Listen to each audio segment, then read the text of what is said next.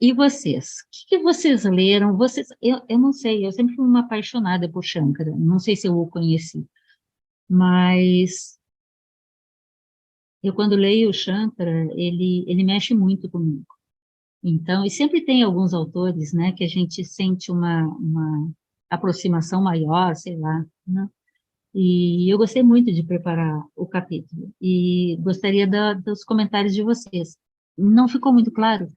Tá, talvez eu pudesse ter feito melhor, mas eu tentei deixar por isso que eu repeti muito, deixar um pouquinho mais claro, insistindo que a preocupação do Alberto é que a gente compreenda, assim eu entendo, que a gente compreenda que para a filosofia esotérica, para a história verdadeira, para o acompanhamento de uma verdadeira linhagem, você tem que compreender o contexto. Porque o ensinamento desconectado do contexto, ele pode te levar para lados errados. Então, você tem que saber onde você está pisando, quem são esses sujeitos, e vinculados a que linhagem, aqui, instrutores, aqui, ensinamentos, aqui, né, anteriores ensinamentos e no que isso vai derivar. Algum comentário? O que vocês têm para comentar? Ô, Jane, no chat, o pessoal tinha feito algum comentário, não sei se você chegou a ver. Ah, não vi, não. Desculpa. Jane, o Walter, quando um instrutor passa de um determinado nível para outro, dissestes que é comum receber outro nome. Sim. Não tem um nome, o Walter perguntando, neste caso, que permanece. Peraí, não sei se tinha continuação. Que permanece, um nome fixo que permanece entre as diversas encarnações, pelo qual é conhecido, pelo menos entre seus pares? Sim. Muito bem perguntado, Walter. Eu não sei vocês aqui, mas eu, uma Hellis mortal, geralmente não conheço os nomes de alma desses personagens, né? Mas sim, é comum entre eles, isso é documentado em alguns materiais mais internos, vamos chamar dessa forma, que sim, existe um nome de alma, e que muitas vezes, quando o sujeito nasce e é reconhecido pelos seus pares, a ele é atribuído aquele nome pelo qual ele era conhecido, né?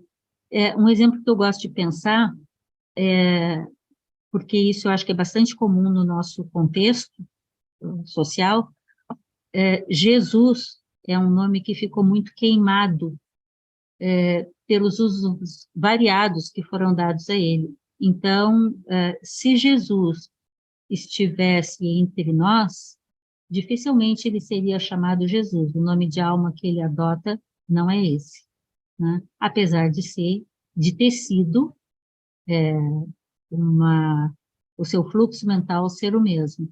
Então, sim, Walter, alguns desses nomes podem ser, sim, os seus nomes de batismo de alma, vamos chamar assim. E alguns desses nomes a gente vê estudando, né, para frente. No caso do Shankara do século VIII, não é o mesmo Shankara do século VI AC, porque o Shankara do século VI AC estava em outro lugar no século VIII DC. Né? E eles trabalham bastante. Né? Eu gostaria de saber onde é que ele está agora, mas eu não sei não. Tá? Eu gostaria, quem sabe. Levantem a mãozinha. O D'Alembert.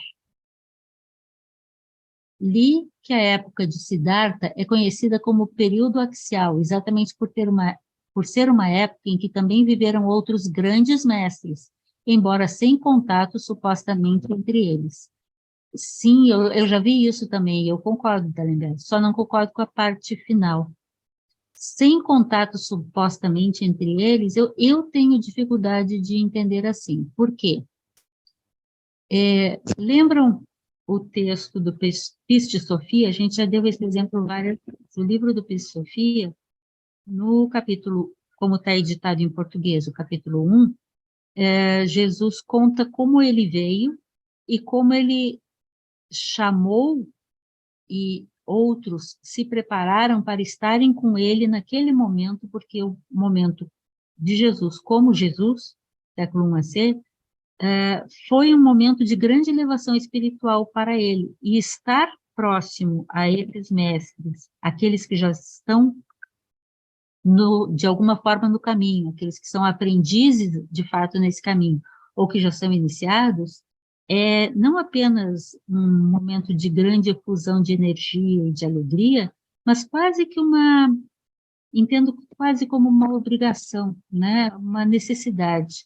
E Jesus fala, se a gente levar em consideração a possibilidade de Epi-Sofia ter em parte o que Jesus de fato comentou, ele fala ali sobre como João Batista veio, e aí veio Jesus, e ele escolheu sua mãe, e organizou outros, e que eles não estavam ali por um acaso, mas porque era um momento oportuno de estarem todos juntos para receber essa efusão de energia, que seria esse momento de iniciação de Jesus, e um momento de possibilidade de avanços para todos aqueles que estavam ali. Então, se assim foi com Jesus, por que não seria assim também com outros desses personagens que estão ali no tempo de Siddhartha? Aliás, com certeza Jesus é um desses que está lá, né? Porque Siddhartha é século 6 a.C., Patanjali, Shankara, Gaudapada, Sukha são século 6 a.C., e depois no século 1 a.C., eles podiam estar ou na Índia ou na Galileia. Podiam, não podiam? Tá, são possibilidades. Mas eu queria fazer uma pergunta, já que vocês estão falando pouco e eu falo muito. Vocês entendem essa questão da importância da gente entender contexto, como datas podem ser extremamente importantes? Como que a gente pode... Eu falei sobre a possibilidade de cada um deles estarem hoje aqui. Se a gente não tem uma compreensão dessa linhagem, sequência, e digo mais, eu tenho a impressão, pelo que eu tive a oportunidade de conhecer até hoje, que eles trabalham em escolas, em grupamentos, né? Por exemplo, provavelmente Jesus, João Batista, devem ficar juntos. Provavelmente Gaudapada e Sukha devem ficar juntos. Deve ter uma relação entre eles. Então, quando você encontra um, muitas vezes você encontra os demais ali por perto, no sentido de ver porque o mais importante não é a alma deles, é a tradição, né? Ver o ensinamento florescendo a partir de espaços e de personagens. Mas é muito difícil, porque as forças contrárias não dão muita trégua. Veja-se o mundo como é que está hoje, né? Então, assim, há uma disputa de forças também o tempo todo. E aí é importante a gente fazer escolhas e ficar firme nas escolhas. Motivação inegoísta, para o bem de todos os seres, né? E tem tem uma coisa de sensação de chamado diferenciado. Tem coisas que a gente entra e já percebe, não dá, né? E aqueles dois, né, que ficam falando aqui, ó, para qual que a gente escolhe, né? Cris. Oi, oi, Jane, eu Walter. volto. Uhum. É o seguinte, o que chama a atenção é que Panini está arrolado entre os rishis do livro. O livro coloca vários rishis e tal, Sim. no começo e tal, e Panini aparece como um rishi, um sábio, né, que tem um grande conhecimento. Panini vai se ocupar com a gramática do sânscrito. Não só isso, mas ele é mais conhecido por ter sido o grande gramático do sânscrito, sim. Isso, eu imagino que tenha se ocupado com outras coisas também muito importantes. Mas o fato dele ter se ocupado com a gramática do sânscrito e também Patanjali ter feito um comentário à gramática de Panini, isso indica que o sânscrito tem uma importância bastante grande para esse tipo de tradição, essa tradição. E eu imagino, então, que seja um esclarecimento de alguns textos, algumas palavras, ou até textos, né? Ou seja, tu teres uma língua em que todos os grandes seres pudessem se apoiar e vir tirar as suas dúvidas como sendo uma base da antiguidade, pelo menos. Não sei se é porque o próprio senhor Buda, Sakyamuni, ele colocou em sânscrito também, ele colocou Exatamente, exatamente. Muito não bem só em colocado, sânscrito, Walter. não só em sânscrito, mas em Prakriti, que era a língua Língua daquela falada. região, e também em, desculpa, eu sabia, não lembro a outra, que é Em a Pali? em Pali. Não. Não? Pali não? Siddhartha, creio que Siddhartha não ensinou em Pali, Não, mas em Pali foi Prakriti feito e Sânscrito. Pali foi feito o primeiro concílio foi colocado em Pali, Aham, é, não Buda. Exato, isso. tem toda a razão. Bom, mas o fato que eu queria focar é justamente essa importância de ter uma linguagem comum para ter clareza em certos textos, em certas palavras, e uma referência para que as pessoas, esses rishis, pudessem se expressar e a gente pudesse recorrer aos originais para saber exatamente o que eles estavam falando. E a gente vê essa influência de mesmos termos na própria Yoga Sutras de Patanjali, como vocês têm se referido bastante. Tem textos ali que vão ser, aliás, palavras, né, em sânscrito, e vão ser utilizadas também em outras tradições, outras escolas, por exemplo, na, na, na, É, na escola de em to, Ascent, né? isso, em todas elas ali, né? Várias. Eu Exatamente. gostaria que tu complementasse isso, assim, Uhum. só abrir aqui para isso, para que tu... Perfeito, Walter. E você está chamando a atenção de que há aparentemente, por parte dos mestres, a preocupação de que se faça claro, né, o ensinamento. E quando a gente não tem clareza sobre a própria linguagem, fica muitas vezes a confusão. E sobre isso, inclusive, o Alberto chama atenção no livro, novamente falando do problema da língua.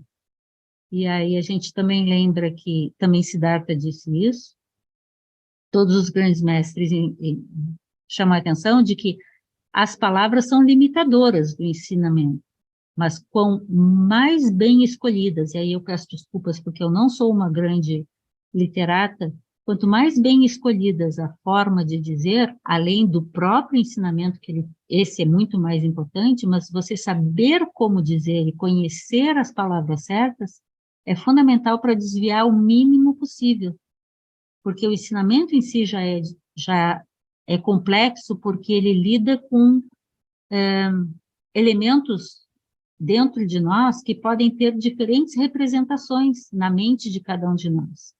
Então, é importante ter as palavras certas, e daí de alguns de nós que estamos aqui hoje, inclusive, a nossa briga de quando é traduzido e palavras centrais, como a palavra Atma, que não tem tradução, é traduzida, como a palavra Yoga, que não tem tradução, é traduzida. Então, palavras técnicas que acabam tomando um outro formato, derivada da representação social naquele contexto, e muitas vezes acabam desviando o verdadeiro ensinamento. Isso vale para tudo, para cristianismo, para hinduísmo, para Vedanta, para budismo, para muçulmanos, em todos os sentidos, né? Mas muito bem lembrado, Walter, o que você está chamando a atenção, que é uma preocupação dos mestres, né? De ter esse cuidado com a língua também. Eu vi um comentário aqui da Ana Celli, que ela diz: é maravilhoso perceber essa conexão entre os mestres que o professor Alberto ressalta. Ele tem muita preocupação com isso, o Alberto, de tentar nos ajudar, a partir do estudo, da vivência dele, a perceber onde está a linhagem. Se você sabe onde está a linhagem, é mais difícil você ser enganado. Ismênia, obrigada. Eu também, eu gostei tanto de estar estudando hoje, assim, hoje não, para hoje, né? D'Alembert, ainda sobre esses grandes mestres, vindos juntos ou próximos, basta lembrar a trinca grega, Sócrates, Platão, Aristóteles. Assim, e Pitágoras, né? Assim, lembrar os contextos, né? Eles não vêm sozinhos. Eles estão aí o tempo todo. A gente que não tem olhos para ver, às vezes, né? Bom, eu agradeço. Mais alguém quer comentar alguma coisa? Marina conhece bem esse assunto. E ela só me ajudou ali um pouquinho no meio, mas ela não quis fazer nenhum outro comentário.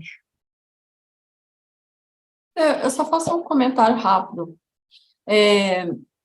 Na verdade, dois. Um, em relação a isso que você estava falando da linguagem, assim, até um dos capítulos do Alberto, exatamente tentando explicar o que é o Atman, Maia, exatamente porque, como uma má tradução, depois, dependendo de quem traduz, que vai ter, dependendo da credibilidade que essa pessoa tem no Ocidente, no caso aqui no Ocidente, aí desvirtuou toda a compreensão de muitos textos dessa tradição indiana, porque uma pessoa não entendia, não entendeu o termo e traduziu como achou que era. E outro comentário é uma coisa rápida. Você tinha falado assim, é uma coisa que me chama a atenção. Você falou assim, o Shankara, não sei o quanto, que aparecia mais do budismo nos outros, né? E no Shankara não tanto.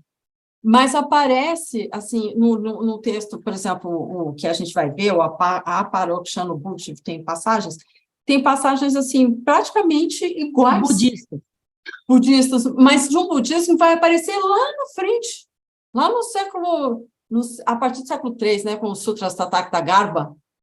É engraçado, assim, mas então, assim, por exemplo, Ananda, né, junto depois que o Buda morreu, Ananda levou o material, né, ali para aquela região, e aí é interessante, né, que fica aí um material que vai aparecer na tradição budista lá na frente, aparece com Shankara. Será que ele levou só o material? Não Será é? que ele foi sozinho? Não Né? Ou será que ele levou as anotações de todo mundo? Todo mundo levou as anotações e ele puxou o grupo? Bom, não sei, eu só estou fazendo conjecturas, assim, possibilidades. Mas eu fico imaginando na vida real, se fôssemos nós, eu ia atrás, eu ia junto, né? Porque, bom, pelo menos a mim, eu vejo isso como mais importante, né? Viver no mundo eu vivo agora, próximo século, próximo, mas fazer algo de fato para melhorar a vida de todo mundo, melhorar a vida da alma, ou melhorar Brahman presente, né, como Atman desperto, isso é mais importante. Então, acredito que muitos desses seres que tiveram a oportunidade de acompanhar Siddhartha, quando Ananda assume a direção da escola, após a morte de Siddhartha, provavelmente seguiram junto, né? E aí, aquilo que estava mais no centro foi lá para Kashmir, né? Então, por acaso, todo mundo na mesma região e na mesma época, será que eles não estavam... Bom, não sei, é só conjecturas, né? Só conjecturas. Mas é bom a gente pensar. É o mesmo quando dizem que sobre Paulo não ser do mesmo século de Jesus, né? Sim, Paulo fala e fala e fala de Jesus, viajou todo aquele Mediterrâneo, e não foi conhecer Jesus? Era só dar um pulinho a mais ali? Por quê? Porque Jesus já tinha ido, não estava mais lá, né? Então, essas coisas a gente começa a pensar assim, como questões óbvias, né? Ou possíveis, mas aí vai do raciocínio de cada um. Bom, muito obrigada, Marina, concordando. Aliás, você falou de uma coisa que está no livro e eu não comentei, o Ashwagosha, eu acho que me corrija se eu estiver errada, Marina, mas eu acho que é o Ashwagosha que faz um comentário tentando, não, é depois, o Ashwagosha, sim, trabalha com a questão de Tamatra e Yogacara, né, mas é ai, como é o nome? Bhava Você- Viveka? Hã? Bhava Viveka? É o Bhava Viveka, que vai mostrar a diferença entre Chitamatra e Yogacara, que é um dos exemplos do que você está falando, como o mentalismo foi entendido como sendo a realidade a partir de uma compreensão errônea sobre aquilo que estava sendo ensinado. E isso até hoje tem muito, né? A errônea ideia de que tudo que existe é uma impressão mental. E não é isso que o budismo ensina. Não é na mente que as coisas acontecem. E não são existentes porque assim o são percebidas. Elas existem, mas nós as percebemos de formas distintas conforme nossos estados mentais. Mas isso é outra história. Isso é coisa para outro momento. Mas eles conversam entre si. E aí é bacana a gente ver como depois, séculos depois, dentro do budismo, vão referir a filosofia Vedanta. Inclusive, no final do livro, eu nem destaquei aqui, é, a, a, o Alberto mostra comentários variados, que a gente já falou, de que Shankara não é o primeiro Advaita da história, não, né? Muitos outros são Advaitas, mas ele ficou bem conhecido nesse sentido, né? E que também a escola Vedanta Advaita, que tem continuidade lá na frente, vai se referir a autores budistas, porque há uma similaridade entre esses ensinamentos. E é nesse sentido que fica bacana, afinal, a humanidade é uma só, né? Bom,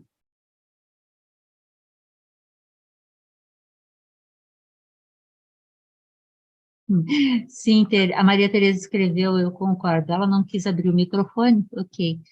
Ela diz assim, muito importante esses estudos, despertam viveca em relação a todos os ensinamentos que chegam até nós. Sim, muito da nossa ideia no Lux View é isso, não apenas trazer o ensinamento da melhor forma que nos é possível, né, e a gente é muito crítico, quem nos conhece há muito tempo, nós somos bastante críticos, né?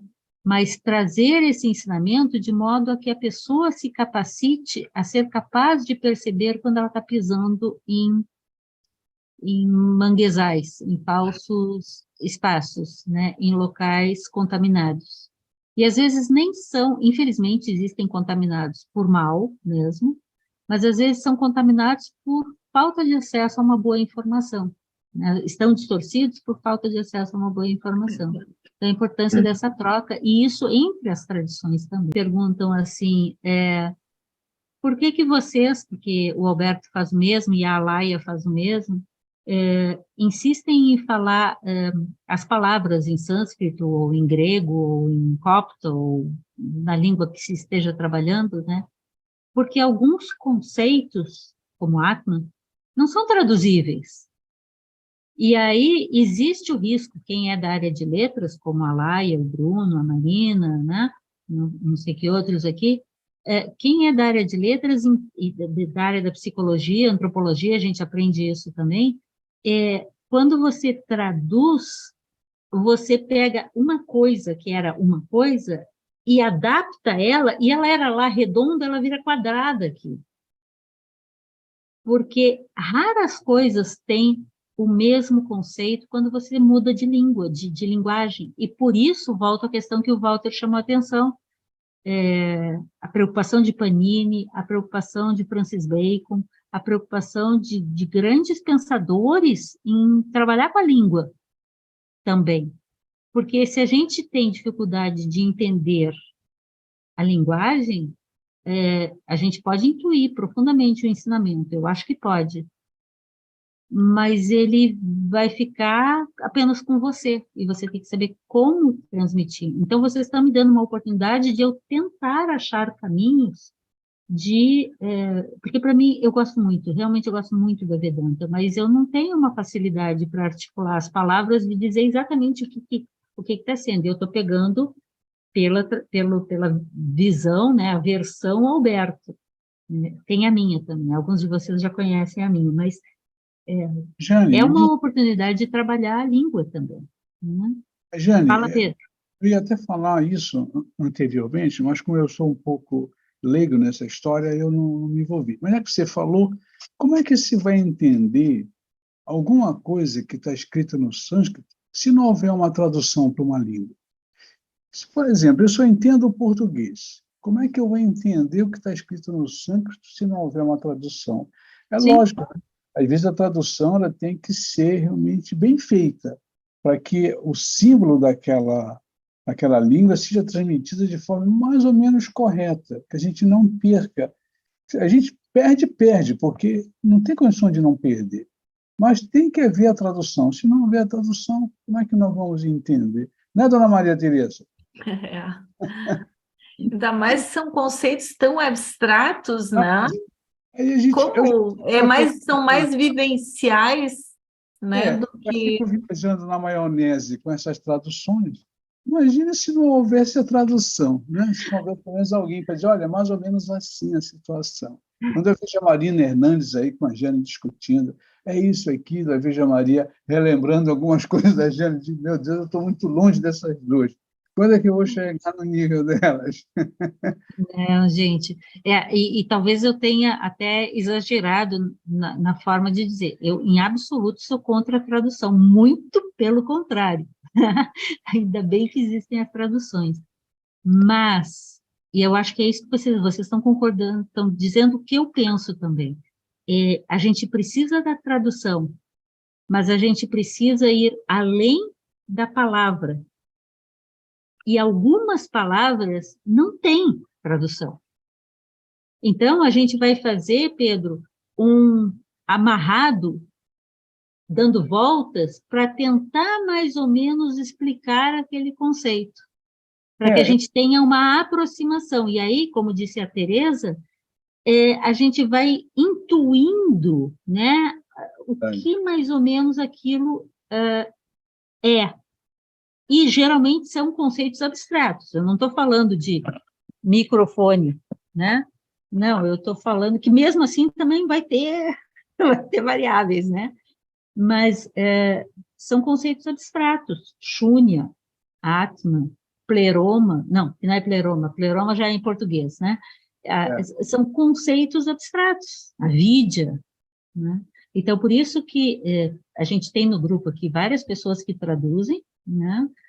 O que a gente tenta traduzir o melhor possível, e aí, assim, eu, a Marina, a Cristina, a Laia, o Bruno, a gente traduzindo, muitas vezes a gente pega 5 livros diferentes, em línguas diferentes, para tentar ler e reler aquele material. Eu não sei há quanto tempo a Marina está com alguns textos que ela vem traduzindo, que assim, ela traduz, não está bom ainda. Traduz, não está bom ainda. Traduz, eu sei, é assim. Porque você tem que ir encontrando, e às vezes, no nosso idioma, você não tem uma palavra que traduz aquela. E às vezes é uma palavra, como o Pedro está ressaltando, que é necessário traduzir, porque senão o texto vai ficar sem sentido, porque você não tem acesso ao que ela significa. Se a gente mantém a palavra, vocês já viram nossas notas de rodapé nos nossos livros, né? Aquela nota de rodapé explicando, tentando dizer o que aquilo pode mais ou menos significar no nosso idioma. E é sempre uma tentativa, né? Espero a gente, porque alguns de nós têm nessa encarnação muitos anos de cancha fazendo isso. Então, espero que a gente esteja melhorando essa questão da adaptabilidade ao nosso idioma. Mas tem coisas que não merecem ser traduzidas, que é melhor botar nota de rodapé e explicar para que a pessoa sinta aquilo que é. E aí eu lembro, eu gosto muito da frase da Blavatsky, ela dizendo, pegue o esquema, pegue as palavras e larga tudo, porque não é as palavras e não é o esquema. É o ensinamento que você apreendeu, né? Aquilo que ficou. A alma, né? Mas é fácil a Então, gente se enganar, né? lê, entende intelectualmente, mas alguma coisa nos fala a intuição e a gente consegue compreender assim de uma forma um pouco diferente, inclusive, do que está escrito. A gente consegue, mas inclusive a gente não consegue nem explicar depois, porque o conhecimento foi para a alma e está lá naquele nível da alma que a gente não consegue traduzir por palavras. Mas a gente consegue entender, aí fica com a gente mesmo. Aí a gente vai tentar, então, falar alguma coisa que a nossa alma sentiu, já vai haver uma deturpação. Mas se tem que falar, fazer o quê, né? É por aí. Imagina o que é, o que deve ser, ouvir de viva voz, direto nos nossos ouvidos, como diz a minha neta, né? Direto aqui no ouvido, um grande mestre falando. Como dizem, né, acreditado, o mestre fala de lábios e ouvidos, né? Exatamente isso. Fala em outro nível, né? O sentir em outro nível. Vamos nos trabalhando.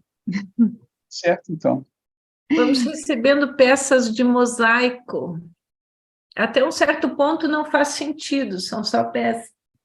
Mas vão encaixando e De repente, aquilo começa a tomar forma. Eu acho que isso tem muito a ver com o que você estava dizendo, Tereza, sobre as diferentes tradições. Uhum. Acho que a Marina ou a Alaia, alguém comentou sobre isso na reunião passada, ou foi a Yara, ou foi o Walter, alguém comentou que você vai estudando, lendo, e de repente numa outra, e aí de repente aquela pecinha que faltava aqui, você puxa de lá e encaixa, e aí o entendimento melhora. Exatamente isso. Um quebra-cabeça. Como se fosse. Jane, uma frasezinha, porque nós já estamos no fim mesmo. Eu acho que é importante as pessoas que, mesmo que as pessoas estejam iniciando, que elas não tenham uma repulsa ao sânscrito. Muitas pessoas têm isso, acham muito difíceis, mas tem aquele ditado, a água mole em pedra dura vai até que fura, né? Até que bate, até que fura, né? De saber que é importante, porque os grandes mestres ensinaram naquela língua. Então, eu particularmente, acho um privilégio ter contato com alguma coisinha daquela língua que aqueles rishis utilizaram para transmitir ensinamentos. Por exemplo, os Yoga Sutras do Patanjali foram escritos todos em sânscrito, né? Então, é um grande tratado ali que remete a pessoa à liberação, não à iluminação ainda, né? Mas Sim, bastante grande. Então, é uma grande instrução e está toda ela em sânscrito. E se você tem, pelo menos, uma empatia pelo sânscrito, não tem aquela repulsa, você pode ler e ler também a tradução. E talvez lembrar, né? Com aquele arquétipo, é isso que eu queria dizer. E como diz o Alberto, com sorte, um contato com o próprio autor. Mas isso já é um nível mais sutil. Aí não é o meu bico, né? Não é comigo.